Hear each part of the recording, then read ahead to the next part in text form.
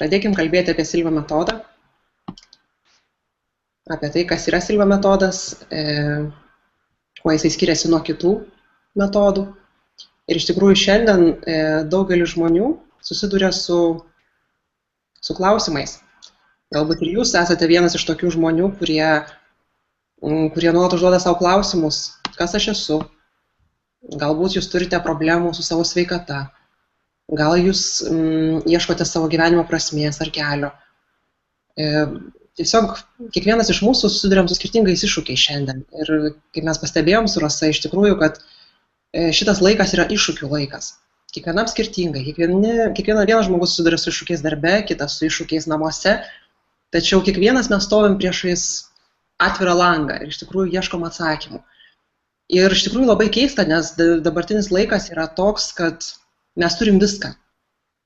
Mes turim mašinas, kurios viską daro už mus, mes turim kompiuterius ir galim susisiekti tokioje erdvėje, sujungti galbūt visą pasaulį, galbūt čia yra lietuviai, kurie yra iš Amerikos, gal kažkas iš Londono, iš Airijos, kažkas iš Ispanijos.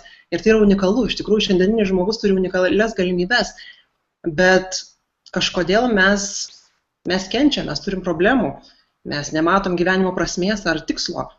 Arba mes negalim atrasti atsakymų, kodėl tam tikri dalykai kartojasi mūsų gyvenime. Tai iš tikrųjų šiandieninė žmonija yra krizėje tam tikroje ir ieško atsakymų. Ir iš tikrųjų yra atlikta toks tyrimas, kad po karo metų, po antro pasaulinio karo, tiesiog laimės koeficientas žmonių nepasikeitė. Įsivaizduokit, kiek mes visko turim, kaip gyvenimas pasikeitė, o mūsų laimė neatsirado, ar ne, jos neatsirado daugiau. Ir pažiūrėkite, ką sako Pasaulio sveikatos organizacija. Jis sako, kad apie 20-uosius metus depresija bus viena iš pirmaujančių ligų ir nusileis tik tai širdies ligoms. Tai iš tikrųjų tokia statistika, kuri verčia mūsų susimastyti, kas vyksta pasaulyje, 21 amžius, mes viską turim, bet kažko negana, kažkas yra ne taip. Ir ypatingai mūsų vakarų pasaulyje, mūsų vakarų visuomeniai. Ir šiandien kaip niekada yra svarbu atrasti tą klausimą, atsakymą į klausimą, kodėl mes čia esam ir ką mes čia veikiam. Ir iš tikrųjų labai dažnai mes patiriam šitą atsijungimą arba prasmės nematymą, savo ligas, konfliktus, todėl kad mes ignoruojam savo pasąmonės galią. Daugmaž šiandieninių žmonių yra taip susitelkę į savo protą, kad jie tiesiog pamiršta, ką gali mūsų pasąmonė. O mūsų pasąmonė iš tikrųjų jį valdo mūsų gyvenimą. Mato, 93–95% mūsų gyvenimo yra valdomi tų nematomų jungiklių, o protui lieka tik tai 5–7%. Todėl šiandieniniai žmonės, ypatingai vakarų pasaulio visuomenė, yra susitelkus tik į protą. Dažnai mes išgirstam gatvėje, namuose, darbe sakant, kad tu man parodyk juodo ant balto, tada aš patikėsiu, ar ne? Aš patikėsiu, kad tai yra. Tačiau ar viską mes galim pamatyti? Ar viską mes galim paliesti? Ir jeigu aš negaliu paliesti, ar tai neegzistuoja, pagalvokit, ar jūs galite paliesti savo mintį. Ar jūs nesate pajautę gyvenime tokių pojūčių, tarkim, kad jums netrukus paskambins kažkoks žmogus, ar ne, ir jisai paskambina po 5 minučių. Ir visą tai rodo, kad pasąmonė iš tikrųjų yra labai labai galinga. Todėl ignoruoti šiandien šitų pasąmonės procesų mes negalim. Bet šiandieninis žmogus labai dažnai bijo. Galbūt jūs esate girdėję, kad žmonės sako, pasąmonė yra kažkas blogo. Man yra baisu dėl tų dalykų, kurie yra slypi pasąmonė, aš nesuprantu. Ir iš tikrųjų mes bijom todėl, kad mes nesuprantam. Mes nesuprantam, nepažįstam, dažniausiai ten glūdi daug mūsų įvairiausių emocijų, kurias mes slepiam. Ir kada mes nesuprantam, tada mes bijom. Ir bėda yra ta, kad mes nemokam naudoti savo vaizduotę, mes nemokam naudoti savo intuiciją, kas yra prigimtiniai mūsų įrankiai. Ir todėl mes bijom. Baimė atsiranda ten, kur yra nežinojimas. Todėl visada gyvenime stenkitės pažinti dalykus, kurių jūs nepažįstat. Ir tada atsivers labai platus laukas, plačios erdvės į tai, kas jūs esate iš tikrųjų. Ir mūsų pasąmonė naudojasi vaizduotės ir simbolių, garsų, pojūčių kalba. Todėl reikia mokyti šitos kalbos lygiai tos, kurios mes išmokstame 5 ar 6 metų. Taip, tai yra ta pati kalba. Ir matot, šiandieniniai žmonės išgyvena šitą vaizduotės krizę, mes nemokam prisijungti prie savo kūrybinio potencialo, prie savo to vadinamo aukštesnio aš, prie savo intuicijos, nes mes visą galę atiduodam televizijai, atiduodam autoritetam kažkokiem ir mes nustojam mąstyti. Pažiūrėkit, kokie yra šiandieninio vaiko žaislai, kaip atrodo šiandieninio žmogaus gyvenimas. mes nebelavinam vaizduotės, mes nepaliekam erdvės tam. Ir todėl mes kenčiam. Mes kenčiam nuo to. Ir tai yra pats didžiausias iššūkis šiandieniniam žmogui. Taip? Išmokti naudoti savo vaizduotę, išmokti naudoti savo intuiciją. Nes mūsų gyvenimas, kada mes vadovaujamės tik protu, jis yra panašus štai tokią išbarstytą dėlionę. Ir daugelis iš jūsų jaučia tokį chaosą savo gyvenime. Gal jūs ir jaučiat kažkokį prigimtinį jausmą, kad kažkas yra ne taip, kad kažko aš nežinau, kažkas yra nuo manęs tarsi paslėpta. Taip yra tada, kai žmogus vadovaujasi tik protu, o mes esame ne tik protas. Protas, kaip matėte, užima tik 6–7% mūsų gyvenimo, tačiau mes jam atiduodam visą 100. Ir todėl mūsų gyvenimas yra panašus štai tokia išbarstyta dėlionė. Todėl mums reikalinga vaizduotė ir intuicija, kuri iš tikrųjų viską sudėlioja į harmoningą visumą. Ir staiga mes pamatom bendrą pasaulio vaizdą. Ir kas yra Silva metodas? Silva metodas yra tokia sistema, kuri padeda sujungti protą ir intuiciją. Šitos du pradus, kurie yra žmoguje. Ir jums padeda tiesiog pamatyti pasaulio vaizdą, jums padeda įgyti aukštesnę prasmę. Tokiu būdu jūs galite netgi per savo iššūkius ir išbandymus praeiti žymiai lengviau, žymiai paprasčiau, kai jūs suprantat, kodėl yra ta kančia arba kodėl jūs nesusikalbat su kažkokiu žmogumi, ką tai neša jūsų gyvenime, ką tai gero duoda jūsų gyvenime. Ir tą gėrį iš tikrųjų mes galim pamatyti tik tai intuicijos pagalba. Kaip aš jau minėjau, bėda ta, kad mes esame atsijungę nuo intuicijos, mes jos negirdim ir nematom. Tai čia yra didžiausias iššūkis. Taigi Silva metodas pirmiausiai, kuo jis yra reikalingas šiandieniniam žmogui, jisai jums padeda sujungti savo protą su savo intuicija. Šitos du pradus. Ir šio metodo autorius, Jose Silva, pavadinimas šito metodo yra kilęs nuo jo atradėjo pavardės, jisai iš tikrųjų buvo įdomus žmogus, jisai buvo paprastas žmogus, toks kaip ir mes visi, ir susidūrė su įvairiausiais iššūkiais savo gyvenime, turėjo įvairiausių išbandymų. Ir pirmas jo išbandymas buvo tas, kad iš tikrųjų jis gyveno labai vargingoje aplinkoje, labai sudėtingą gyvenimą Amerikoje, Didžiosios depresijos metais, jis gimė 1914 metais ir turėjo labai daug išbandymų, kadangi gyveno Loredo mieste, kuris yra prie pat Meksikos sienos, 6 metų neteko savo tėvo ir privalėjo, net nelankęs mokyklos, atsidūrė gatvėje ir privalėjo uždirbti duoną savo šeimai. Ir įsivaizduokit, toks vaikas, tokio žmogaus gyvenimas. Dažniausiai mes esam linkę manyti, kad viskas, aš įkritau į duobę ir mano gyvenime niekas nepasikeis. Tačiau taip nėra. Jose Silva iš tikrųjų, kuo jisai skiriasi nuo daugelio iš mūsų, kad jisai būdamas toj sunkioje situacijoje, jisai galvojo, ar man čia taip lemta, aš visą gyvenimą turėsiu taip gyventi, ar aš galiu kažką pakeisti. Ir jisai natūraliai tiesiog pradėjo kaip vaikas ieškoti atsakymų. Ir jam atėjo mintis, kad galbūt atsakymus gali duoti sėkmingi žmonės. Ir jisai pradėjo skaityti sėkmingų žmonių biografijas. Pavyzdžiui, kaip gyveno Einšteinas, kaip gyveno Tomas Edisonas, kaip gyveno Leonardas da Vinci. Tie žmonės buvo išskirtinės asmenybės istorijoje. Kaip jie gyveno, ką jie darė, kuo jie užsiėmė, kuo jie skyrėsi nuo paprasto žmogaus. Ir taip pamažu jisai po kropelytę pradėjo rinkti suvokimą apie tai, kas yra sėkmingas žmogus. Ir iš tikrųjų jisai buvo labai praktiškas žmogus. Vėliau jisai įgijo inžinerijos išsilavinimą ir iš tikrųjų jis buvo tas žmogus, kuris idėjas ir intuiciją paversdavo, patikrindavo. Jisai stengdavosi perleisti tai per mokslinius metodus ir pažiūrėti, ar iš tikrųjų tai veikia. Jisai savo gyvenime iš tikrųjų ir sujungė tą kūrybinį potencialą su protu. Ir tai atsispindi šitam metode. Jisai keliavo vėliau suaugęs po visą pasaulį, aplankė Indiją, Afriką, Pietų Ameriką ir bendravo su įvairiausiais žmonėmis, su jogų instruktoriais, su šamanais, su medikais. Ir jam buvo įdomu, jis tiesiog viduje turėjo tokią nuojautą, kad žmogus yra kažkas daugiau, negu mes žinom, negu mes suprantam. Ir ta nuojauta vedė jį per gyvenimą. Jo biografija net ir vadinasi, aš turiu nuojautą. Jisai suvokė, kad mes esam kažkas daugiau, kažkas ypatingo. Ir jisai stengiasi tai atrasti. Jisai bandė atrasti, kas jungia afrikietį su indu, kas jungia europietį su amerikiečiu. Mes visi esam žmonės. Vadinasi, mus visus turi sieti kažkoks bendražmogiškas principas. Ir jeigu jogas gali išbūti nekvėpavęs pusę valandos ar netgi dieną, vadinasi, tą gali padaryti ir amerikietis, ar europietis, ar lietuvis. Aišku, čia netriukose esmė, bet galbūt tai galėtų pagerinti mūsų sveikatą arba mūsų gyvenimo kokybę, arba atskleisti mūsų intuiciją. Žodžiu, Jose Silva pamažu jisai tyrinėjo šitą metodą maždaug apie 20 metų. Jisai dirbo su savo vaikais, turėjo 10 vaikų ir tiesiog tyrinėjo, bandė savo idėją su jais. Ir jisai pastebėjo, kad dirbant su vaikais, su jų vaizduotė, su jų atmintimi, automatiškai gerėjo jų intuicija. Ir jisai visai netyčia atrado, kad intuicija yra pirminis mūsų pojūtis. Todėl Silva metodo tarsi šalutinis poveikis yra intuicija. Kada jūs taikote šitas technikas, šitą metodą, savaime gerėja jūsų intuicija. Ką tai reiškia? Jūs susijungiat su savo esme, su savo esatim, su savo vidumi, su tuo, kas esate jūs iš tikrųjų. Nes jūs netrukus šio vakaro metu pamatysit, kur yra mūsų intuicija, kur ji pasislėpus ir kodėl mes jos negirdim. Todėl iš tikrųjų šito metodo tyrinėjimas užtruko nemažai laiko.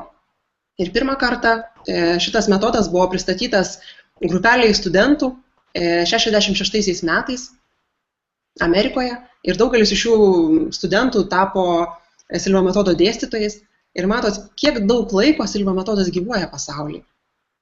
Jisai yra žinomas jau 50 metų ir vis dar egzistuoja kaip gyvas ir augantis metodas. Mes kiekvieną dieną džiaugiamės naujais nariais, naujais žmonėmis, kurie išmoksta naudotis Silva metodo technikomis ir džiaugiamės rezultatais. Ir štai čia matote Jose Silvos tyrinėjimus. Jisai tiesiog kartu su savo broliu, jisai bandė pervesti žmonės į tam tikrus lygmenis, vėliau mes apie juos pakalbėsime, alfa, teta, ir taip pat kalbėjo, kaip tie lygmenys gali įtakoti mūsų gyvenimo kokybę, mūsų sveikatą, kaip mes galime prisijungti prie vaizduotės intuicijos šaltinių. Ir iš tikrųjų, ką padarė Jose Silva, drąsaus, turėkit mintyje, kad jisai kūrė praeito amžiaus viduryje. Kalbant apie psichologiją, tai yra gūdūs viduramžiai. Ir Jose Silva jisai padarė didžiulį perversmą, jis iš tikrųjų buvo pionierius. Jisai pakeitė genijaus sampratą. Iki tol žmonės, ir šiandien galbūt žmonės, daugelis iš mūsų manom, kad genijai tai yra tie žmonės, kuriuos mes galime suskaičiuoti ant rankų pirštų. Taip, čia matote Albert Einšteiną arba tas pats Leonardas da Vinci, tai yra žmonės padarė didžiulį pokytį, įtaką žmonijai. Tačiau Jose Silva jisai pasakė, nebūtinai tie žmonės, bet kiekvienas iš mūsų. Jūs, sergantys, turintys problemų, nežinantys savo gyvenimo prasmės, kiekvienas iš jūsų esat genijus. Klausimas yra, kaip pažadinti tą genialumą. Kiekviename iš mūsų jisai yra ir jisai yra galbūt miegantis, taip galima pasakyti. Ir Jose Silva jisai sukūrė metodą, kuris nuo A iki Z veda žmogų nuo pradmenų, nuo savo suvokimo potencialo iki to potencialo atskleidimo, kur jūs galite iš tikrųjų galų gale pasakyti kelionės pabaigoje, taip, aš esu genijus, ir pamatyti, koks potencialas slypi jumyse. Nes Jose Silva pats mėgo sakyti, jūs net neįsivaizduojat, ką jūs galite. Ir didžiausias atradimas, kokį jūs padarysit gyvenime, tai bus jūsų proto galimybių suvokimas. Įsivaizduokit, kokia įdomi kelionė laukia kiekvieno žmogaus, jeigu jūs tik išdrįstate eiti šią kryptimį. Ir štai čia šiame paveikslėlyje jūs matot būtent tą idėją išreikštą, kas yra genijus. Nes Jose Silva jisai labai aiškiai paaiškina kiekvienam žmogui, kas tai yra genialumas.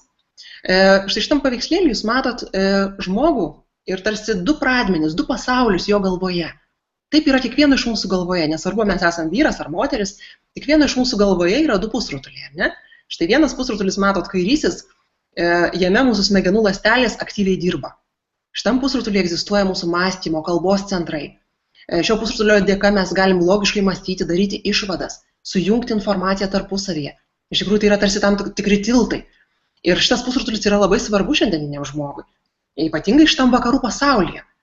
Dažniausiai mes šitą pusrutulį priskiriam vyrams, ar ne? Sakom, vyrai gali logiškai mąstyti. Priešingai moterim mes priskiriam dešinį pusrutulį. Matot, dešinysis pusrutulis yra visiškai priešingas. Čia egzistuoja spalvos, idėjos, intuicija, vaizduotė. Čia yra tarsi visai kitas pasaulis.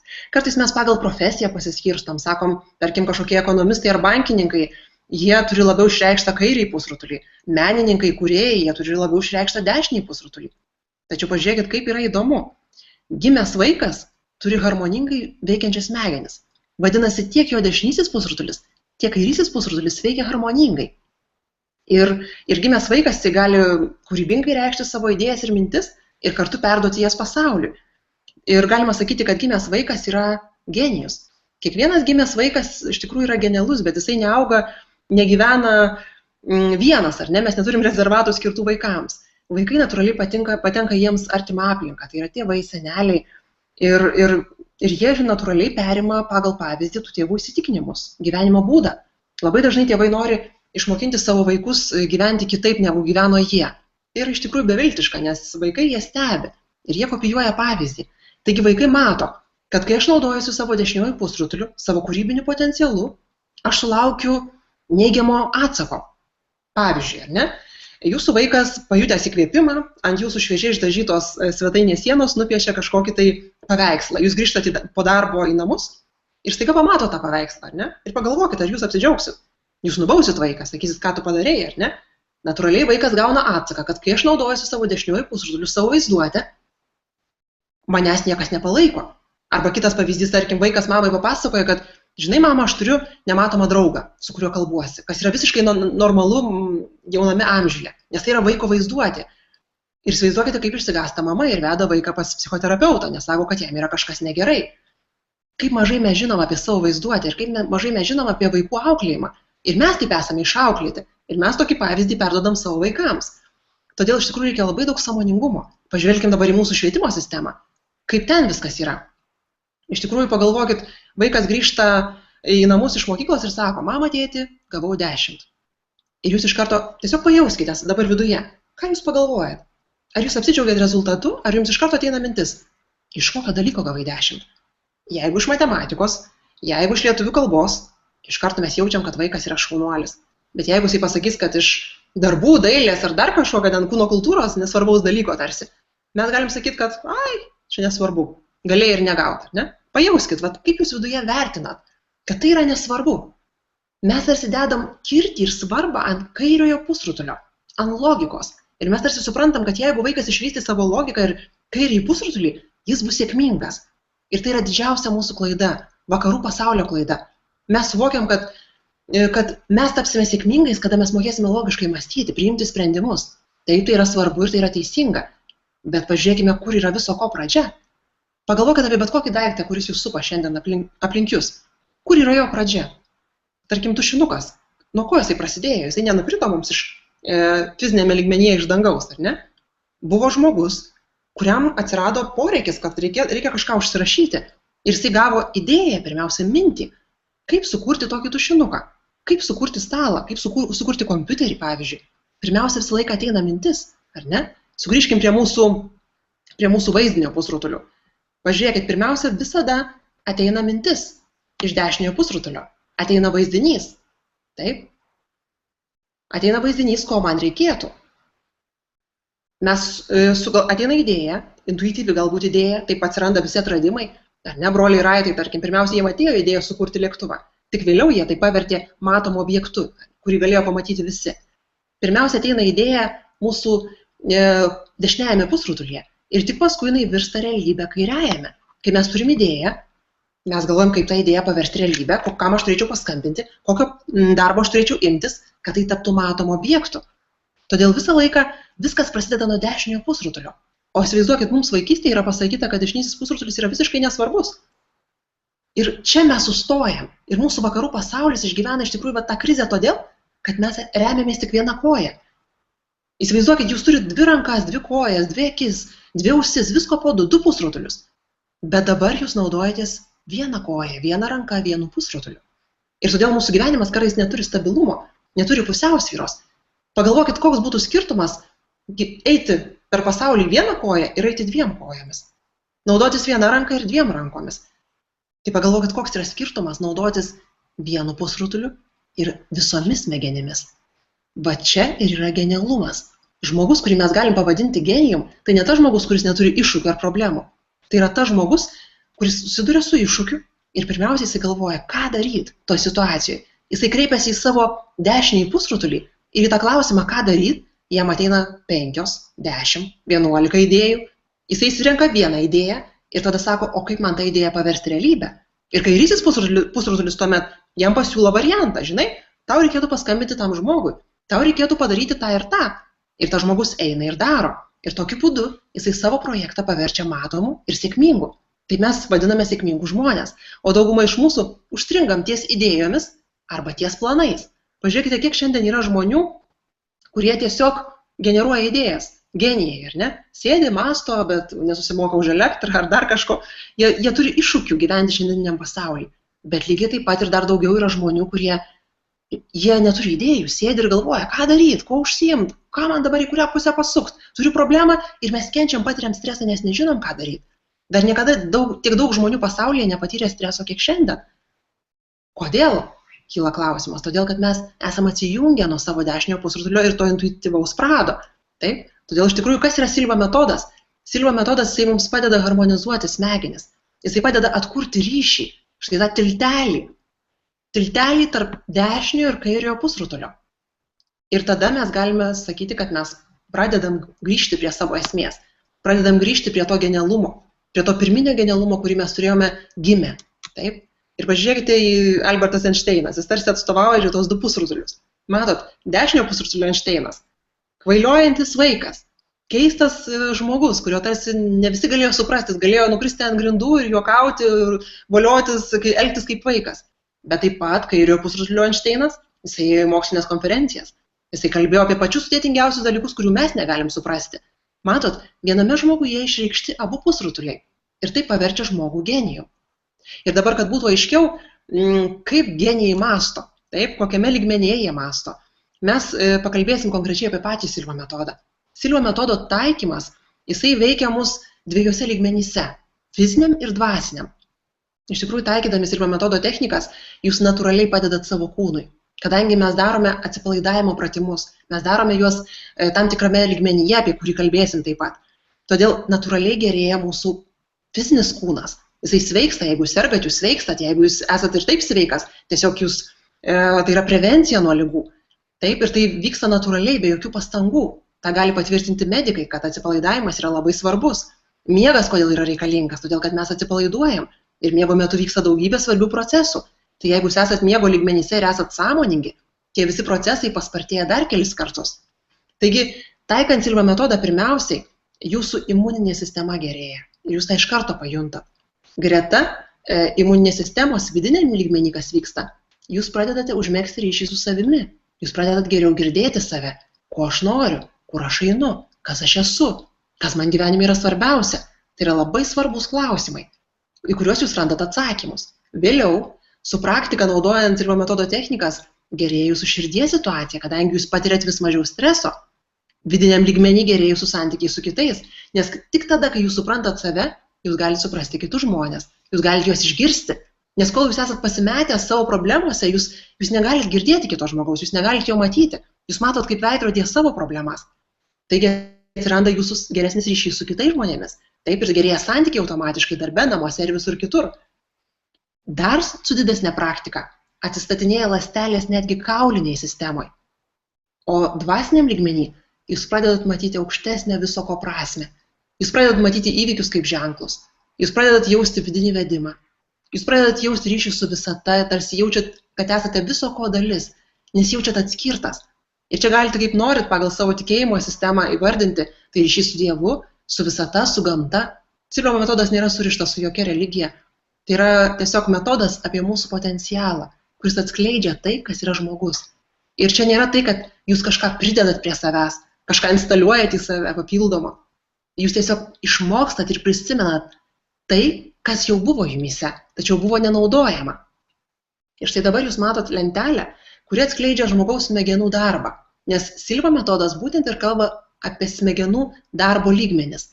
Ir štai jūs čia matot skalę. Taip, čia yra nuo 0 iki 100 ir virš 100 gali būti. Šita skalė skiria skirtingus žmogaus smegenų aktyvumo lygmenis. Kai mūsų smegenys, jos iš tikrųjų ne tik smegenys, bet visas mūsų kūnas vibruoja. Ir tas vibracijas kartais mes galim jausti, pavyzdžiui, širdies dūžius.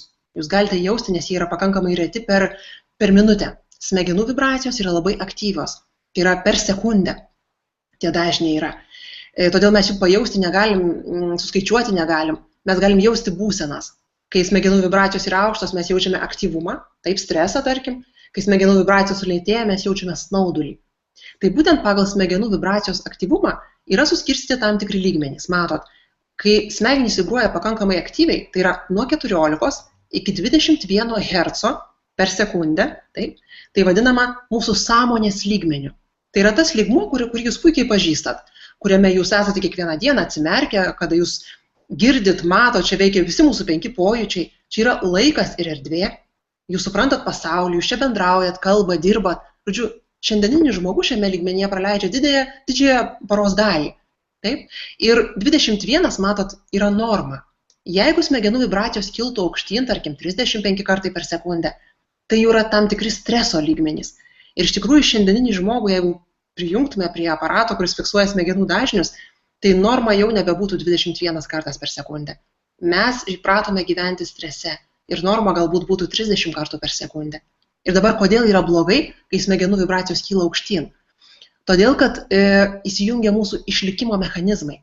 Mūsų smegenys yra taip sukurtos, kad tuomet, kai žmogus smegenys vibruoja pakankamai aktyviai arba kai mes patiriam stresą, įsijungia mūsų pirmykštės smegenų sritys, atsakingos už išlikimą, kaip ir gyvūnai, ar ne?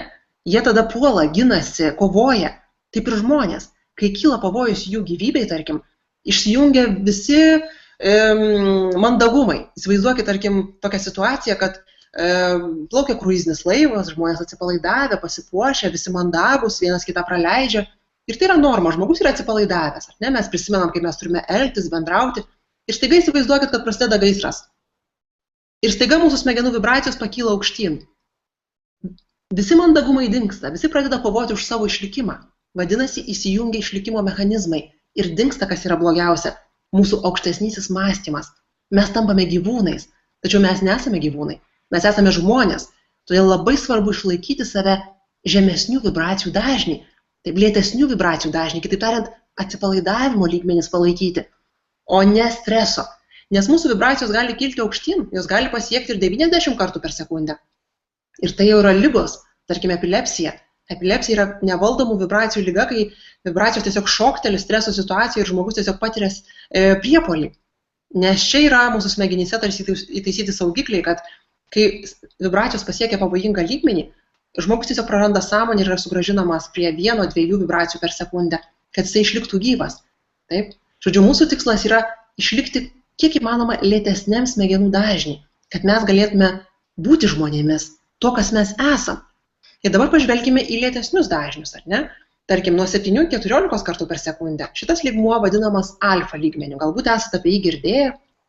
Tai yra tas lygmuo, kurį jūs patiriat užmerkę akis. Vos tik jūs užmerkėte akis, jūsų smegenų vibracijos lėtėja ir jūs patiriat tokį snaudulio lygmenį, svajonių lygmenį. Ir šiame lygmenyje jūs būnat kiekvieną kartą prieš užmiegant, prieš pabundant, lietingą dieną, kai jūs ima snaudulys. Ir tai iš tikrųjų yra toks paviršutinis pasąmonės lygmuo. Matot, mūsų pasąmonė yra labai labai plati ir beribė. Todėl ji yra suskirstyta ne į vieną lygmenį, bet net į 3 – alfa, teta ir delta. Visi kartu jie sudaro mūsų pasąmonę. Tačiau kadangi pasąmonė yra tokia daugialypė ir skirtinga, tam yra tarsi 3 pavadinimai skirtingi, o ne vienas, kaip čia sąmonėje apibūdinti. Taigi alfa lygmuo yra snūduriavimo, toks lengvas svajonių lygmuo. Čia jūs dar jaučiat laiką ir erdvę, tarkim užsimerkę, ar ne? Jūs dar girdit, kas yra kambaryje, jūs dar suvokiat maždaug, kokia savaitės diena, kiek valandų dabar yra. Tačiau jeigu jūs pasinersi dar giliau, tarkim, jeigu jūsų vibracija sulėtės nuo 4 iki 7 kartų per sekundę, jūs jau visiškai atsijungsit nuo realybės, nuo laiko ir erdvės suvokimo. Ir čia kitaip tariant, jūs užmigsit. Kas yra mūsų miegas? Mūsų miegas vyksta alfa, teta ir delta lygmenyse. Jūs tarsi plūduriuoja šiuose lygmenyse, nardot juose. Todėl tai yra visiškai natūralūs mums lygmenys. Kaip jau sakiau, žmonės bijo savo pasąmonės, bet kiekvieną naktį mes nardome toje pasąmonėje, ar ne? Žodžiu, teta lygmuo yra mūsų miego lygmuo. Dar gilesnis pasąmonės lygmuo yra delta. Tai yra nuo 0 iki 4 kartų per sekundę dažnis. Ir šiame lygmenyje mes esame visiškai atsijungę nuo realybės ir čia veikia mūsų aukštesnysis intelektas. Kitaip tariant, čia gyvena mūsų intuicija. Šiame lygmenyje jūs galite girdėti save, tai, kas jūs esat, tai, ko jūs norit. Ir matot, kaip giliai tai yra paslėpta nuo žmogaus.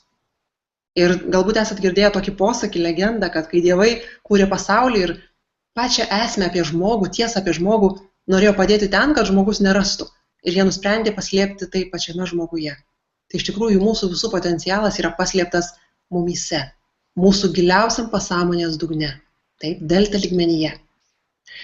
Ir mes kiekvieną vakarą šiame lygmenyje, kiekvieną naktį jame būname, bėda ta, kad mes nieko neprisimenam. Dauguma iš mūsų tiesiog miegame, esame nesąmoningi čia ir mes neprisimenam, kas ten dedasi tuose vidiniuose lygmenyse. Dabar ką pastebėjo mokslininkai? Jie pastebėjo, kad šie skaičiai 4, 7, 14, 21 atitinka žmogaus amžių, kaip vystosi mūsų smegenys bėgant metams.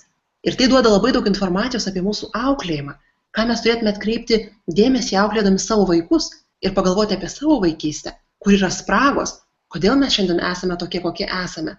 Taigi vaikas gimęs, atėjęs į šitą pasaulį, turi dominuojančią vibraciją savo smegenyse, tai yra delta vibracija. Todėl delta lygmuo kartais yra vadinamas durimis. Durimis iš dvasinio lygmens į fizinį lygmenį. Nes gimęs vaikas pirmiausia, jo smegenys veikia delta dažnyje. Lygiai tas pats yra ir mirštančio žmogaus. Jeigu žmogus yra prijungtas, tarkim, ligoninėje prie aparato fiksuojančio jo smegenų dažnį, tai žmogus komos būsenoje taip pat. Jisai prieš palikdama šį pasaulį būna delta dažnyje, kol vibracija sulėtėja iki nulio ir jisai palieka šitą pasaulį. Taip kaip ir vaikas. Taigi gimęs vaikas apytikriai iki 4 metų, jisai nieko per daug nedaro, ar ne, jisai net pažįsta savo atvaizdo veidrodyje. Jisai nieko nesima ypatingų darbų, jis tiesiog adaptuojasi prie šio pasaulio. Jis pažįsta aplinką, pažįsta balsus, jis prisitaiko prie aplinkos. Ir vėliau, bręstant, jo smegenys pasiruošia gyventi šiam pasauliui. Ir nuo 4 iki 7 metų įsijungia kitas dažnis, tai yra teta dažnis. Ir galima sakyti, kad amžius nuo 4 iki 7 metų yra teta amžius. Ir šitas amžius yra pats svarbiausias žmogaus gyvenime, nes šiame amžiuje vaikas tampa tarsi kempinė. Jisai patenka į šitą pasaulį ir jisai nieko apie jį nežino, jis tarsi ateivis. Ir jam svarbu žinoti, kokia informacija čia veikia, ar ne? Ir tokiu metu vaikas tiesiog stebi aplinką, stebi tėvus, kaip jie elgiasi, kaip jie bendrauja, kas yra svarbu, kas yra nesvarbu. Ir kas yra blogiausia, vaikas neturi kritinio mąstymo. Jisai negali nuspręsti, kad mano tėtis, tarkim, buvo pavargęs šiandien, todėl jisai buvo piktas ir mane apšaukė. Ne? Jis negali to padaryti. Jisai suvokia, kad jeigu tėtis buvo piktas ir kalbėjo su manim labai griežtai, vadinasi, aš esu blogas. Ir matot, kaip yra svarbu, kokia aplinka mūsų supa šiame amžiuje. Nes mes pagal tai susiformuojame savo įvaizdį ir taip pat pasaulio įvaizdį. Taip kaip bendrauja tėvai tarpusavyje. Gal jie nuolatos bendrauja pakeltų tonų. Ir jūs suaugę bendrausite su savo antrąją pusę pakeltų tonų. Nes jūs matėte tokį pavyzdį. Ir kas yra blogiausia, dažniausiai užaugęs žmogus, jisai teta lygmens neprisimena. Jis būna jame nesąmoningai miegodamas. Todėl įsivaizduokit, kaip kartais mums yra sunku suvokti, kodėl aš taip elgiuosi. Kodėl aš išsigąstu tam tikrose situacijose. Arba kodėl aš kalbu pakeltų toną, arba kodėl aš supykstu, arba kodėl aš pasitraukiu tam tikrose situacijose. Taip visą laiką žinokit, kad atsakymai yra šiame teta lygmenyje. Ir tai nereiškia, kad jūs esate toks žmogus. Taip yra todėl, kad toks pavyzdys jums buvo parodytas. Ir galbūt jūs visą gyvenimą gyvensit pagal tą pavyzdį. Įsivaizduokit, šalia jūsų galbūt buvo piktas kaimynas, kuris nuolatos jums išėjus į lauką sakydavo, oi, koks blogas berniukas arba mergaitė. Ir kaip tu blogai elgiesi. Ir jūs girdėjote tą kasdien. Aš kalbu ne apie vieną pasakymą, kad jūs esat blogas, bet kalbu apie nuolatinį kartojimą. Arba galbūt jūs buvote lyginamas brolis su seserė arba broliai tarpusavėje. Pažiūrėk, koks vyresnis brolis yra geras, kaip jis susideda daiktus. O jūs ne. Aišku, tėvai norėjo gero, jie norėjo, kad jūs irgi susitvarkytumėte daiktus. Bet jūsų pasąmonė vaiko tai veikia kaip suvokimas, kad aš esu nepakankamai geras. Ir lyginimas yra baisiausia žala, ką galima padaryti vaikui. Todėl visi tie dalykai tarsi nusėda į mūsų pasąmonę ir vėliau mes tarsi esame valdomi teta lygmens. Ir mes nežinome kodėl, kaip aš jau sakiau. Todėl kiekvienas galite pagalvoti apie savo gyvenimą ir kaip jūs valdo tam tikri dalykai, kurių jūs nesuprantate. Tam tikros situacijos, kurios nuolatos kartojasi jūsų gyvenime ir kurias jūs norėtumėt pakeisti. Silio metodas mus moko, kaip nueiti iki netgi teta lygmens, išgirsti tuos atsakymus ir pakeisti tai, kas jums nepatinka. Taigi, vėliau augant, ar ne, mes išeiname iš teta amžiaus ir pereiname į alfa amžių. Ir nuo 7-14 metų tai yra alfa amžius ir tai yra entuziazmo amžius. Čia mes jaučiame didžiulį pakilėjimą, didžiulį norą viską išbandyti, nes mes tarsi surinkome atitinkamą žinias apie pasaulį ir dabar mes norime jas išbandyti. Mes norime patirti, kas yra pasaulis. Ir tokio amžiaus vaikai, prisiminkite savo jaunystę, jūs visko norite, turit pakankamai jėgų ir energijos. Ir dažniausiai suaugusieji gesina tą norą, sako, palauk, reikia nurimti, jei pradėjai lankyti muzikos mokyklą, reikia ją baigti lankyti, ar ne? O tokio amžiaus vaikai, jie nori vieną dieną šokti, kitą dainuoti, trečią sportuoti. Ir tai yra natūralu, nes šiame amžiaus tarpsnyje mes turime išmokti 2 svarbias pamokas. Pirmiausia, mes turime išmokti lankstumo, kad aš imuosi kažkokios veiklos ir jeigu man kažkas nepatinka, aš keičiu ją. Ir kitas dalykas, keisdami veiklą mes atrandame, kas mes esame, ką mes galime geriausiai, ką mes mokame geriausiai. Todėl šitas amžius yra labai svarbus savęs suvokimo ir atradimo prasme. kad tapę suaugusiais žmonėmis, perėję jau į beta lygmenį, mes galėtume jau sėkmingai darbuotis toje srityje, kur mes esame stipriausi ir geriausi. O dažniausiai, ypatingai tas rusiškas mąstymas, mums neleido čia išbandyti save ir mums uždėjo rėmus. Todėl šiandieniniai vyresni žmonės, jie dažnai susiduria su iššūkiais, keisdami darbą, tarkim, ar ne, arba ieškodami savęs. Tokie žmonės dažnai sako, aš nežinau, ko aš noriu, aš nežinau, kas man patinka, nes vaikystėje nebuvo leidžiama rinktis, nebuvo leidžiama mąstyti apie tai. Taip? Ir su paauglystė mes tarsi pereinam ribą perėjimą į suaugusių pasaulį. Todėl dažnai čia būna toksai chaosas ir kova, noras, bandymas įrodyti, kas aš esu, todėl paaugliai dažnai kovoja su suaugusiais. Ir iš tikrųjų tokia yra bėda, kad norėdami tapti suaugusiais, išgyventi suaugusių pasaulį, mes turime tapti logiškai žmonėmis. Nes, tarkim, jaunas žmogus nuėjęs į pokalbį dėl darbo, pirmiausia, jo yra klausima, kiek patirties tu turi. Ne kokias idėjas tu turi, bet kiek tu turi patirties, kiek tu sugebi logiškai mąstyti. Tai yra vertinama mūsų pasaulyje. Ir todėl tarsi šiandieniniai jauni žmonės atsimuša į sieną ir niekas nenori jų idėjų. Sako, tai nepagrįsta, tu čia per daug laisvai galvoji, ar ne? Tačiau šiandieniniai jauni žmonės taip pat mes galime matyti tai internete, šiuolaikiniam pasaulyje, kad idėjos jau sklinda. Ir šiandien kaip niekada yra daug jaunų milijonierių, kurie tą padaryti padeda internetinė erdvė, kuomet nereikia tarpininkų, jaunas žmogus gali tiesiog savo idėją paversti realybę, tiesiai šviesiai, ir ta idėja pasiteisina. Ir, kaip jau minėjau, suaugęs žmogus didžiąją laiko dalį praleidžia beta lygmenyje, kitaip tariant, sąmoningai. Taip, o alfa, teta ir delta lygmenyse mes miegam. Ir dabar pažiūrėkim, kur yra mūsų sveikata. Natūraliai. Pagalvokit, jeigu jūs susergat, ką jūs darot? Arba ką jūs liepite daryti vaikui? Mes tarsi prašom jo, sakom, tu nebūk atsimerkęs, nežiūrėk televizoriaus, užsimerk, pagulėk. Tarsi mes nesąmoningai suvokiam, kad gydymas egzistuoja užsimerkus, tai yra alfa, teta ir delta lygmenyse. Pažiūrėkit ligoninėje. Kodėl ligoninėje yra ne kėdės, o lovos? Daugiau žmonių tilptų, jeigu pastatytume ten kėdes, ar ne? Bet irgi yra tarsi pasąmoninis suvokimas, kad jeigu žmogus guli, jisai snuduriuoja ir jo ląstelės žino, kaip gydyti. Jo žino, ką daryti. Problema ta, kad šiandieninis žmogus neskiria laiko atsipalaidavimui, vibracijų sulėtinimui. Ir čia yra visa problema. Jeigu sugebėtumėt nusileisti iki teta lygmens ir čia pabūti tiesiog, čia pasileidžia savigydos mechanizmai. Gydytojai žino, kad žaizda pati save gydo. Taip, kartais nieko nereikia daryti žmogui, jam tiesiog reikia pailsėti, tiesiog reikia atsipalaiduoti. O ką daro šiandienis žmogus? Mums reikia dirbti, mums reikia lėkti, ar ne? Mes išgeriam vaistų, užkeliam savo vibracijas ir sirgdami be energijos dirbame ir vėliau patenkam į dar didesnę krizę. Taigi mūsų sveikata yra štai čia. Lygiai tas pats yra su atmintimi. Galbūt kartais esate susidūrę su tokia situacija, tikrai esate per gyvenimą susidūrę, kai atmintis kažkur dingsta. Stresinėse situacijose, ar ne? Tarkim, egzamino metu, svarbaus pokalbio metu, viską žinojot, buvot pasiruošę ir staiga atmintis kažkur išgaravo. Kaip taip atsitinka? Tiesiog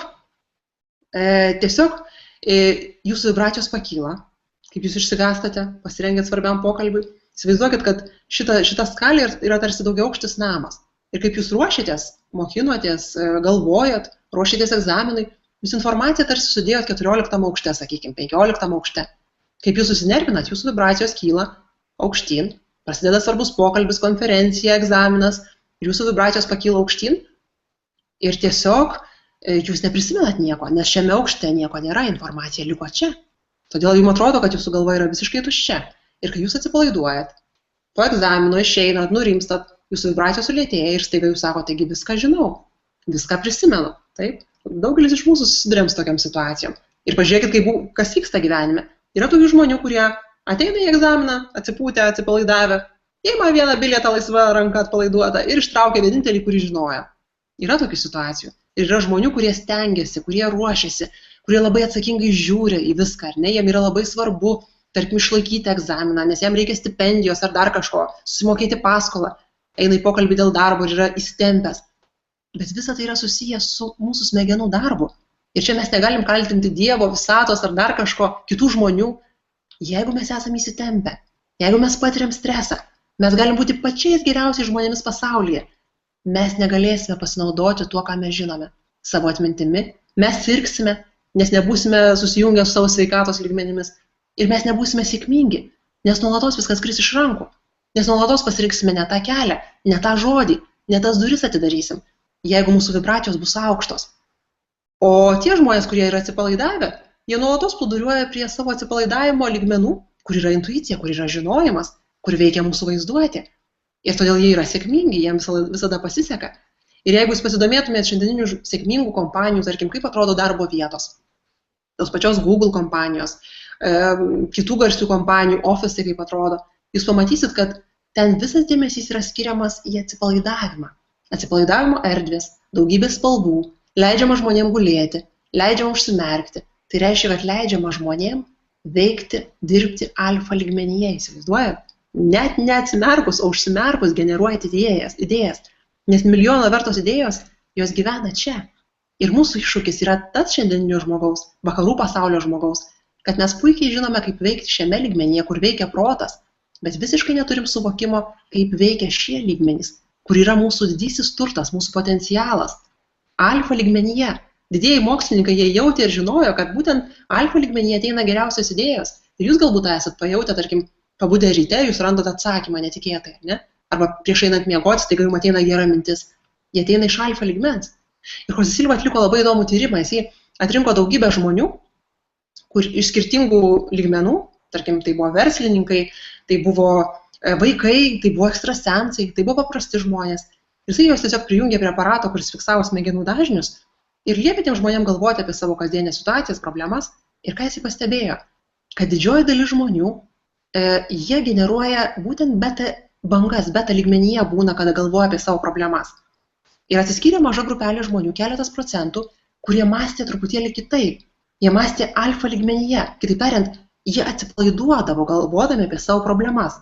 Įsivaizduokit, kiek iš mūsų šiandien gali atsipalaiduoti, galvodami apie problemas. Ir jisai pastebėjo, kad tokių žmonių yra. Ir kas tie žmonės? Tai buvo visi vaikai, tai buvo ekstrasensai ir tai buvo sėkmingi verslininkai. Pasirodo, tie žmonės per praktiką yra pajautę, kad geriausios idėjos ateina atsipalaidavus, o ne įsitempus ir bandant jas surasti. Nes taip mes kontaktuojame su tais vidiniais, su to vidiniu lobynu, su savo vidiniais lygmenimis. Ir tarkim, Tomas Edisonas taip pat buvo atradęs šitą metodą, jis jautė, kad atsakymai ateina snūduriuojant. Jis atsisėsdavo savo laboratorijai, ištiesdavo ranką, paimdavo į ranką kažkokį tai daiktą, užsimerkdavo ir generuodavo idėjas. Kai jisai užmigdavo, kitaip tariant, patekdavo į tetą lygmenį, ranka natūraliai nusvirdavo ir tas iškritęs daiktas jį pažadindavo, jisai pabunda ir jisai vėl atsisėda, pasiima daiktą ir vėl būna alfa lygmenyje. Tarsi jisai tai bandė išlikti tame lygmenyje, kur yra visos idėjos, visa kūryba. Bet šiandieniniam žmogui ir kyla klausimas, iš tikrųjų, kaip būti tuose lygmenyse, kaip ten neužmigti, nes mes dažniausiai ten miegam. Dėl mūsų iššūkis yra neužmigti pirmiausia. Ir Silva metode mes ir treniruojamės. Ką mes darome? Mes einame į alfa lygmenį, vėliau ir į tetą lygmenį taip pat. Ir mes mokomės būti juose, įeiti, išeiti, neužmigti, pratęsti buvimo laiką, kad kai jūs turit kažkokį klausimą, pavyzdžiui, jeigu jūs sergat, jeigu jums reikia idėjos, jeigu jums reikia tiesiog pailsėti, jeigu jūs norite rasti sprendimą kažkokį svarbų, jūs galite eiti ten, kur yra visi atsakymai, kur yra kontaktas su jūsų intuicija, su jūsų informaciniu lauku. Ir jūs galite gauti tą atsakymą per sekundės, nes tose lygmenyse jūsų pasąmonė nėra nei laiko, nei erdvės. Jose Silva kalbėjo ir jisai tuo tikėjo, kad mes galime susisiekti su informacija, kuri egzistavo praeityje, galime pasiekti informaciją, kuri bus dar kažkada ateityje. Įsivaizduokit, kaip išsiplečia žmogiškasis potencialas. Ir aišku, mes tą darome per vaizduotę. Tuose lygmenyse mes turim vienintelius įrankius, jau ne protą, bet intuiciją ir vaizduotę. Ir daugeliu žmonių yra iššūkis, kaip naudoti savo intuiciją ir vaizduotę. Mes nežinom, nemokam. Niekas mūsų nemokino mokykloje, kaip tai padaryti. Ir Silva metodo seminaro metu mes žingsnis po žingsnio atliekame technikas, kurios veda mus, kurios padeda mums lavinti savo sugebėjimus, girdėti savo intuiciją, naudoti savo vaizduotę. Todėl metodas pradžioje buvo sukurtas vaikams. Todėl jisai veikia visiems, kiekvienam žmogui. Nėra tokio žmogaus, kuris nebūtų pasirengęs jo naudotis. Todėl kiekvienas iš jūsų galite bet kokio amžiaus, bet kokio išsilavinimo pradėti tai daryti, bet kada. Ir dabar mes tiesiog pažvelgsime į tai, ko mes išmokstame, kokios yra technikos Silva metodo seminaro metu. Kadangi seminaras yra 2 dienų, beje, Lietuvoje yra dėstomi 2 seminarai. Tai yra pirmasis gyvenimo būdo ir antrasis intuicijos lavinimo. Pradžioje tai buvo vienas didžiulis seminaras, tačiau šiandieniai žmonės negali surasti savo tiek daug laiko, skirti, tarkim, 4 dienas savaitę tik savo, kadangi seminaras yra nuo 9 ryto iki 6 vakaro, todėl bėgant metams tai tapo 2 dienų seminarais. Ir pirmo seminaro metu mes išmokstame pirmiausiai atsipalaiduoti. Tai yra sužeminti vibracijas, kad mes galėtume girdėti save. Tai yra pirmas žingsnis. Ir mes pradedam nuo ilgo atsipalaidavimo pratimo, kurį ir jūs išmėginsite šį vakarą. Pratimo metu mus lydės alfa garsas. Tai nėra tikrasis alfa garsas, kadangi alfa garso mūsų ausis, žmogiška ausis negali fiksuoti. Tai Jose Silva sukarpė tą alfa garsą tam tikrais intervalais, kad mes galėtume jį girdėti. Ir šitas garsas visuomet naudojamas seminaro metu treniruotėms. Kitaip tariant, kartais žmonės klausia, sako, ar man pavyks atsipalaiduoti, aš esu labai įsitempęs, man dabar ypatingai stresuotas kažkoks įtemptas periodas yra, ar man pavyks atsipalaiduoti, ar man pavyks atlikti tą pratimą. Tai šitas garsas tiesiog bus tarsi kamertonas. Ir jūsų smegenys, kad ir kokiam aukštam intensyviam dažnyje bedirbtų, po kurio laiko prisiderins prie šito alfa harmoningos sveikatos dažnio. Todėl visiems šitą pratimą pavyksta padaryti. Pamėginsime dabar, kaip jau sakiau, visi kartu. Ir po kurio laiko aš jį įjungsiu. Jis pradžioje skambės tarsi toks lengvas triukšmelis kažkur fone. Bet kai mes treniruojamės 2 dienas tokio garso fone, tuomet jums bus lengva atsipalaiduoti bet kur darbo aplinkoje, kuomet skambės telefonai kažkur kabinete, pas jūsų kolegas ant stalo, kažkas įeina ar išeina, ar namuose tiesiog vaikai aplinkui zuja, ar televizorius įjungtas yra. Žodžiu, jūsų protas išmoks jau nebereaguoti į jūsų supančius garsus ir aplinkos triukšmai tik padės jums dar labiau koncentruotis arba dar labiau atsipalaiduoti. Tai yra labai naudinga šiandieniniam žmogui. Mes neturime tokios prabangos pabėgti nuo pasaulio ir užsidaryti. Na kągi, jau manau visi sugrįžo, kurie buvo atsijungę, tad pradėkime meditaciją. Taip, tai jau visi patogiai įsitaisę ir kaip minėjau, koncentruojamės į vieną tašką truputėlį aukščiau horizonto linijos. Atsimerkę, stebėkite vieną tašką. Ir mintyse kartokit skaičių 5, kol akių vokai pavargs ir kils noras užsimerkti. Ir kai tai pajusite, užsimerkit ir neatsimerkit iki pat pratimo pabaigos.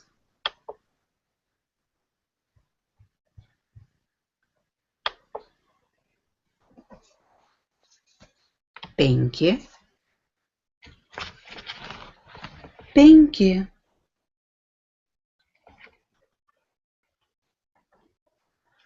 5, užsimerk.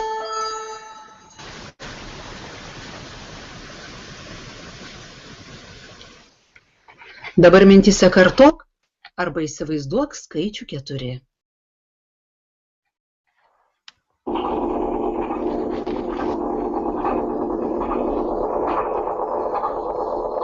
Esi 4-ajame atsipalaidavimo lygmenyje, gilesnėme nei 5.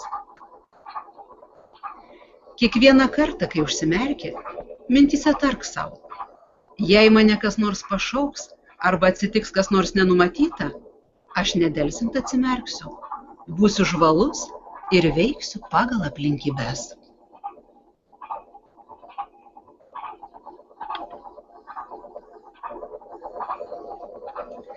Kad patektum į 3-ąjį fizinio atsipalaidavimo lygmenį, mintyse kartok arba įsivaizduok dabar jau skaičių 3.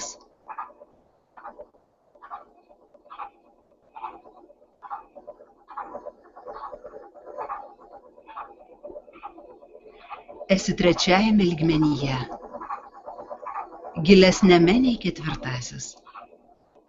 ir dar gilesnėme nei 5. Dabar atsipalaiduok.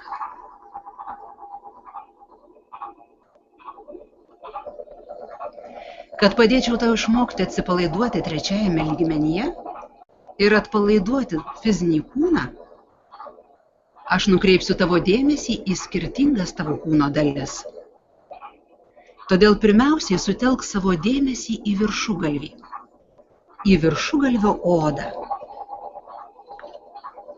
Pajusk malonius virpesius, švelnų dilgčiojimą ar šilumą.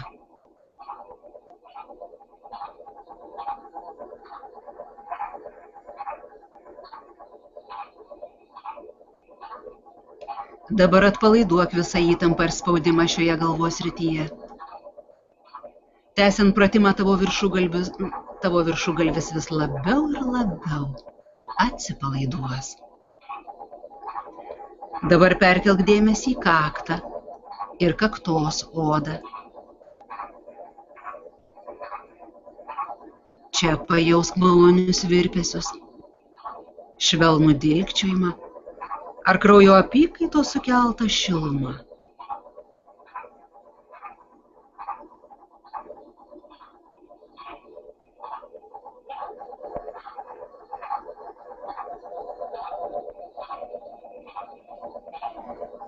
Dabar atpalaiduok visą įtampą ir spaudimą šioje galvos srityje. Ir jaus, kaip tęsiant pratimą tavo viršugalvis vis labiau ir labiau atsipalaiduos.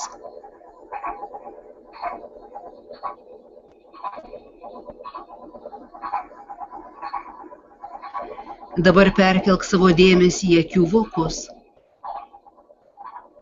ir į audinius aplink savo akis. Pajausk malonius virpesius, švelnų dilgčiojimą ar šilumą.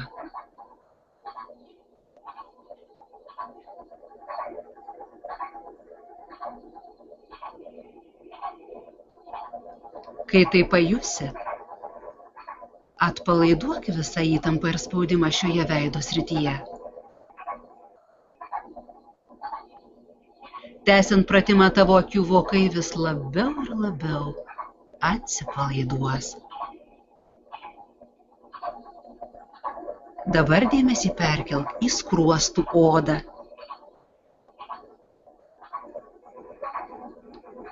Pajausk malonius virpesius ant savo odos.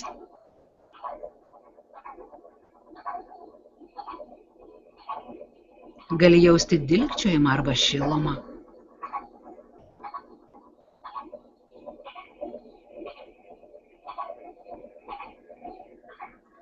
Ir vėl atpalaiduok visą įtampą ir spaudimą šioje veido srityje.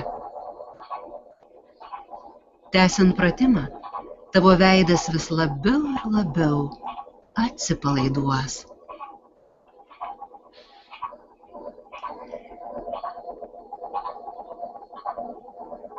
O dabar perkelk dėmesį į savo gerklę ir balso stygas. Pajausk čia malonius virpesius, švelnų dilgčiojimą ar šilumą.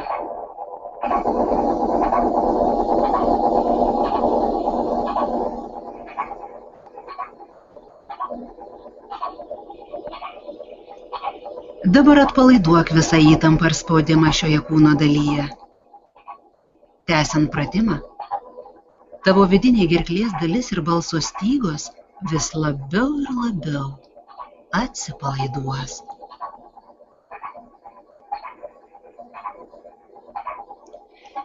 Dabar sutelk dėmesį į savo pečius ir rankas. Pajausk, kaip drabužiai liečia šią tavo kūno dalį.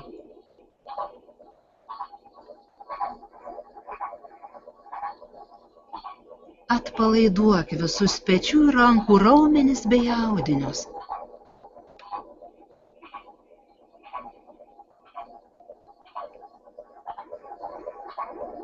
Tęsiant pratimą, tavo pečiai bei rankos vis labiau ir labiau atsipalaiduos.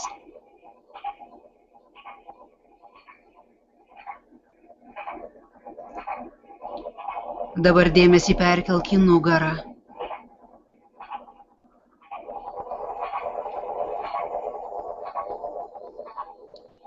Atpalaiduok įtampą ir spaudimą išilgai viso stuburo. Atsipalaiduok.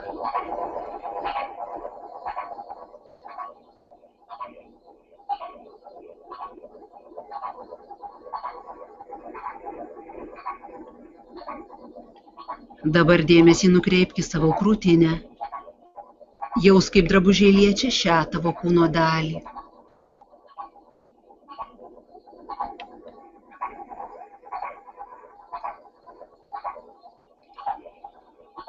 Atpalaiduok krūtinės raumenis bei audinius.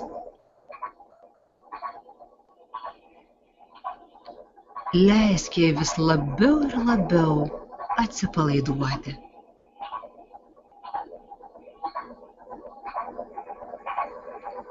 Dabar dėmesį perkelk į krūtinės ląstos vidų.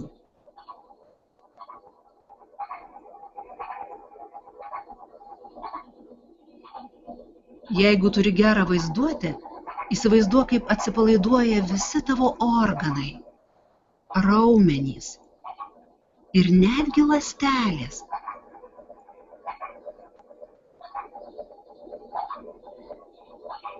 Leisk visiems tavo kūno organams, esantiems krūtinės srityje, veikti ritmingai ir sveikai.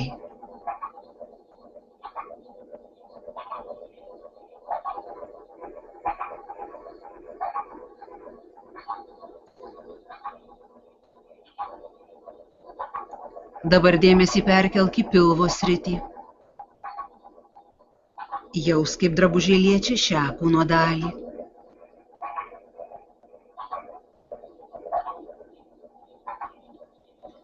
Ir atpalaiduok visus pilvo raumenis bei audinius. Tęsiant pratimą, tavo pilvas vis labiau ir labiau atsipalaiduos.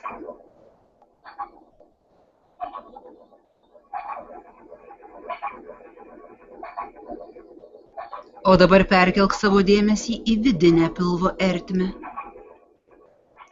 Ir vėl vaizduotės pagalba įsivaizduok, kaip atsipalaiduoja pilvo organai. Atsipalaiduoja raumenys, liaukos, jungiamieji audiniai ir netgi ląstelės.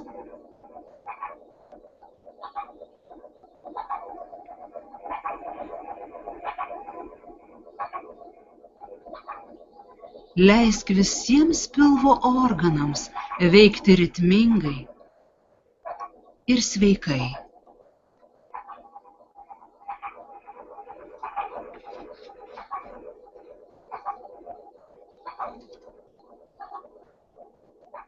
Dabar dėmesį perkelk į klubus.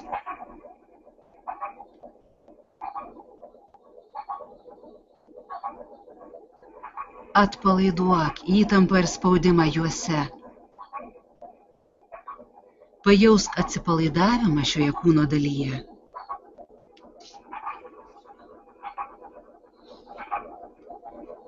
Kaip gera būti visiškai atsipalaidavusiam. Labai sveika ši būsena.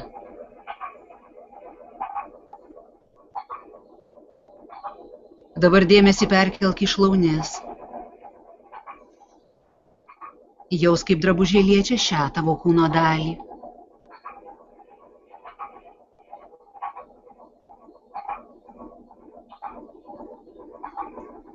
Atpalaiduok jų raumenis bei audinius. Tęsiant pratimą, tavo šlaunys vis labiau ir labiau atsipalaiduos. Galbūt jau dabar jauti, kaip valdant savo protą, su kiekvienu lygmeniu gilėja tavo atsipalaidavimas. Dabar dėmesį perkelk į kojų kelius.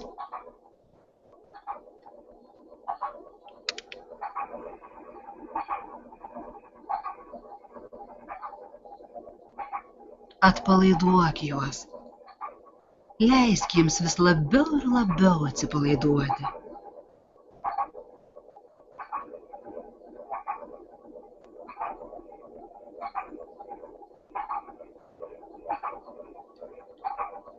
Dabar tegul dėmesys persikelia į blauzdas. Atpalaiduok įtampą ir spaudimą juose. Leisk jums vis labiau ir labiau atsipalaiduoti.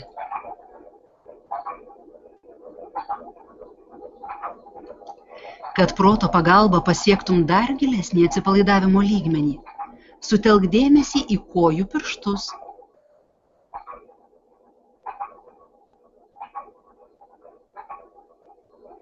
Ir įeik į dar gilesnį ir sveikesnį atsipalaidavimo lygmenį.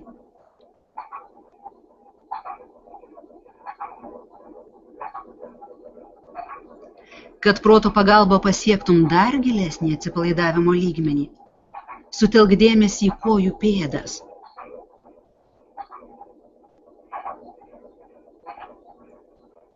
Įeik į dar gilesnį ir sveikesnį atsipalaidavimo lygmenį.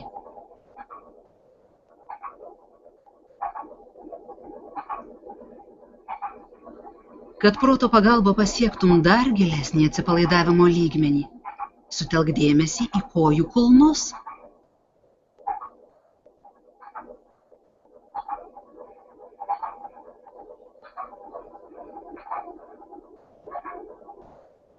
Įeik į dar gilesnį ir sveikesnį atsipalaidavimo lygmenį.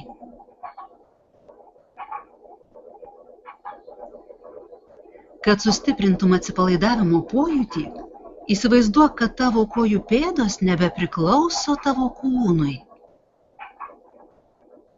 Tavo kūnas tarytum nebejaučia tavo pėdų. Pajausk, lyg tavo pėdos, blauzdos ir keliai nebepriklauso tavo kūnui.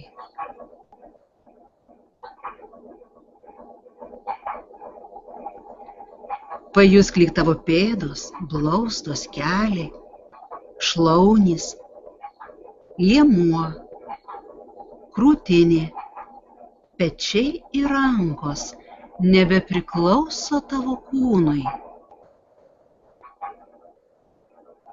Dabar esi gilesniame fizinio atsipalaidavimo lygmenyje, gilesniame nei prieš tai. Norėdamas pasiekti šį atsipalaidavimo lygmenį, visuomet turi užsimerkti ir keletą kartų mintyse ištarti skaičių 3.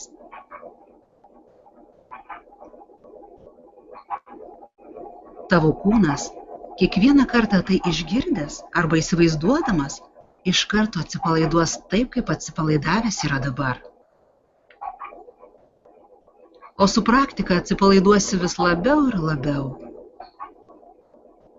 Kad pasiektum antrąjį, jau protinio atsipalaidavimo lygmenį, keletą kartų mintyse ištark arba įsivaizduok skaičių 2.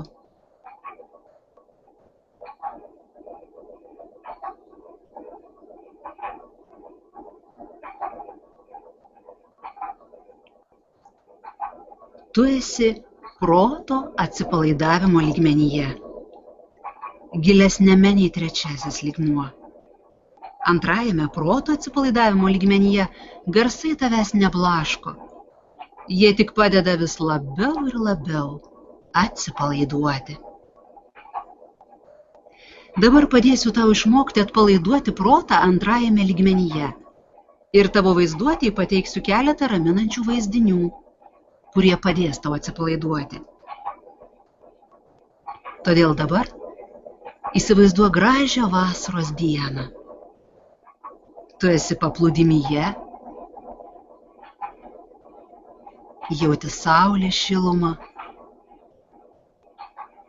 švelnų vėjelį, girdi bangų mūšą. Visa tai tave ramina ir padeda atsipalaiduoti.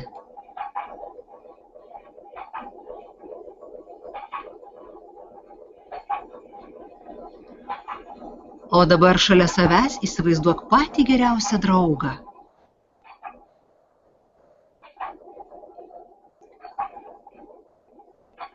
Jis tau suteikia saugumo ir ramybės jausmą.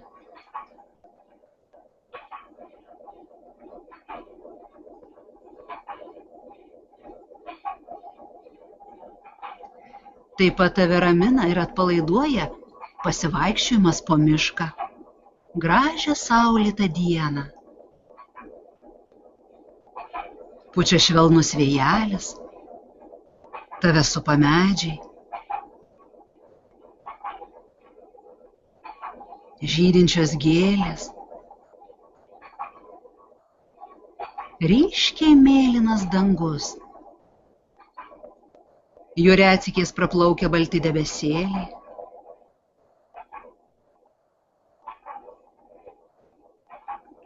Kažkur tolumoje girdi paukščių čiulbesį.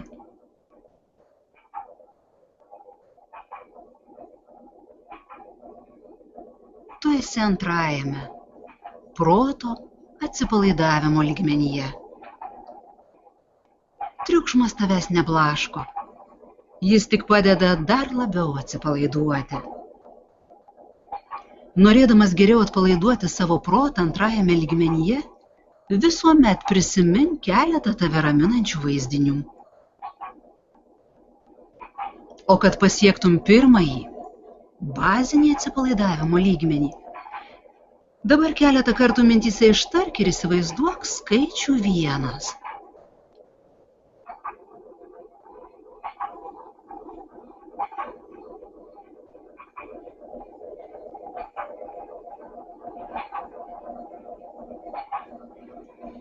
Esi pirmajame, bazinėme atsipalaidavimo lygmenyje.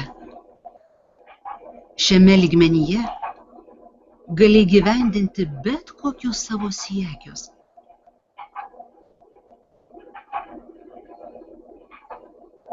Kad atsipalaiduotum dar labiau, dabar aš skaičiuosiu nuo 10 iki 1. Ir su kiekvienu mažėjančiu skaičiumi tu vis labiau atsipalaiduosi ir pasinersi į gilesnį ir sveikesnį proto lygmenį. 10, 9. Pajaus, kaip tu grimsti gilyn. 8, 7, 6. Gilyn ir gilyn. 5, 4, 3. Dar giliau. Giliau. 2.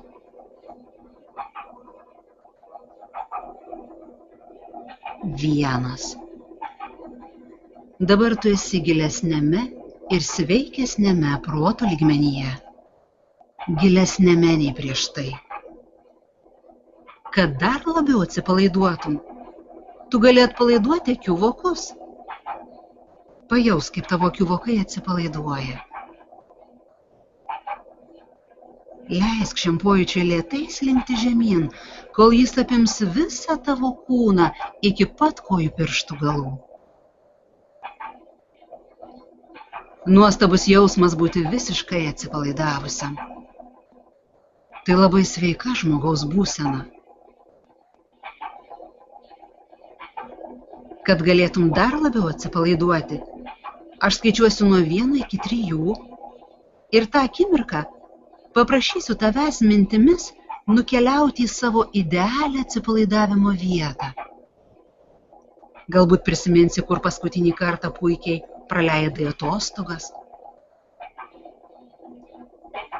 Atsipalaidavimo vietą prie jūros ar kaime.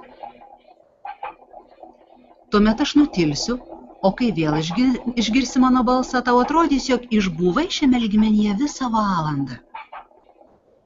1, 2, 3. Mintimis persikelk į šią idealią atsipalaidavimo vietą ir pasilik ten tol, kol vėl išgirsi mano balsą.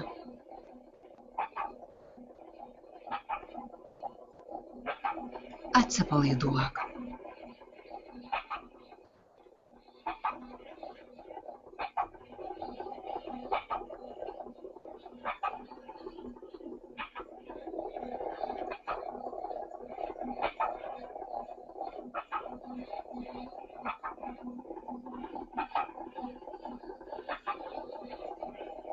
atsipalaiduok.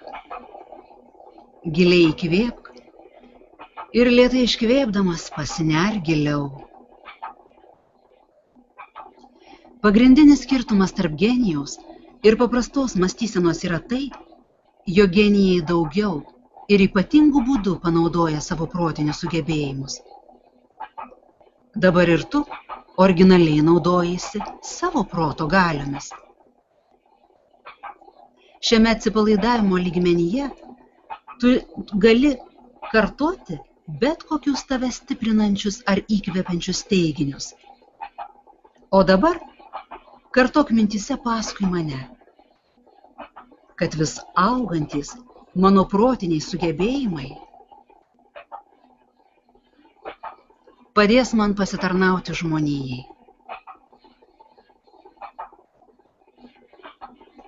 Kiekvieną dieną,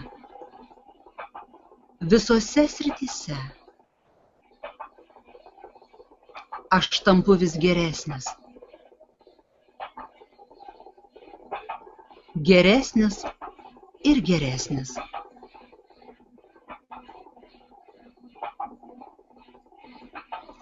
Teigiamos mintys, teigiami žodžiai ir vaizdiniai man suteikia trokštamos naudos.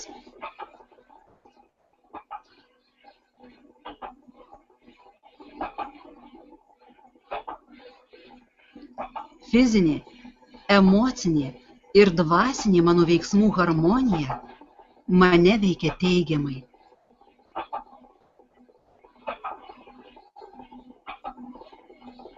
Vadovaudamasi sveika nuovoka, pasirenku veiklą, kuri skatina mano fizinę, protinę ir emocinę sveikatą.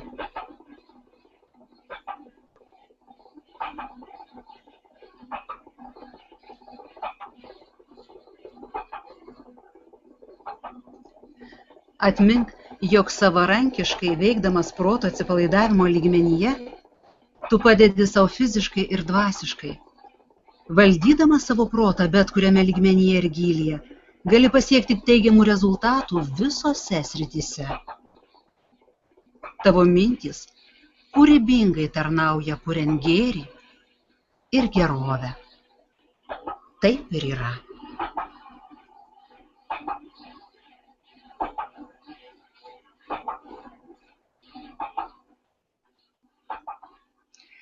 Dabar aš skaičiuosiu nuo 1 iki 5. Išgirdęs spragtelėjimą, tu atsimerksi, būsi žvalus ir labai gerai jausiesi.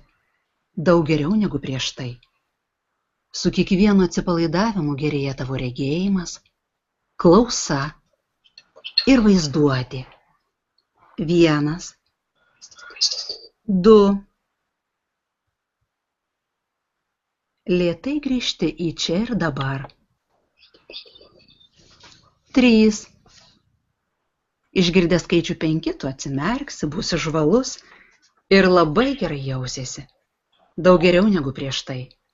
Jausiesi lyg po jėgų suteikiančio, gaivinančio, atpalaiduojančio ir sveiko miego. 4, 5. Akys atmerktos, tu žvalus, jautiesi žymiai geriau negu prieš tai. Kaip jaučiatės? Norėtume, kad atsakytumėt į mūsų klausimą. Ar pavyko atsipalaiduoti meditacijos metu?